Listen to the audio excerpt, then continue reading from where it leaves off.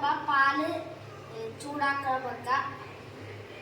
അപ്പൊ ഗൈസ് നമ്മൾ ഉണ്ടാക്കാൻ പോകുന്ന പായസത്തിന്റെ പരിചയപ്പെടാം. സാമി സേമിയ മിക്സി. അപ്പൊ ഗൈസ് ഞാൻ ഇന്ന് ഉണ്ടാക്കാൻ പോകുന്നത് സേമിയ പായസമാണ്. അപ്പൊ നമുക്ക് സേമിയ പൊട്ടിക്കാം.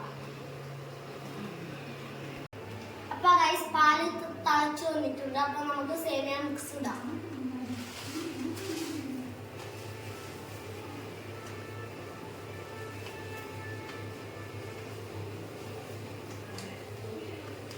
പാകമാകുന്നവരെ നമുക്ക് ഇളക്കി കൊടുക്കാം.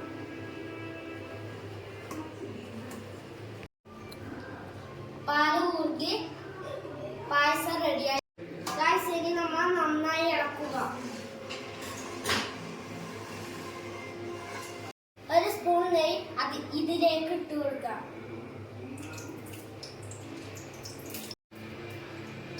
ഇനി നമുക്ക് അണ്ടിപ്പരിപ്പ് ഇതിലേക്ക് ചേർത്ത് കൊടുക്കാം.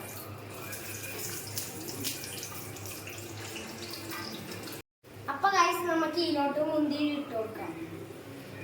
മുന്തിരിങ്ങ അണ്ടിപ്പരിപ്പ് നമുക്ക് ഇതിലോട്ട് ചേർത്ത് കൊടുക്കാം.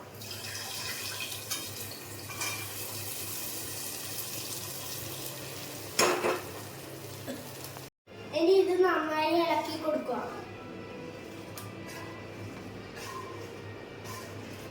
പായസം റെഡി ആയിട്ടുണ്ട്. ഇനി നമുക്ക് ടേസ്റ്റ് ചെയ്യാം.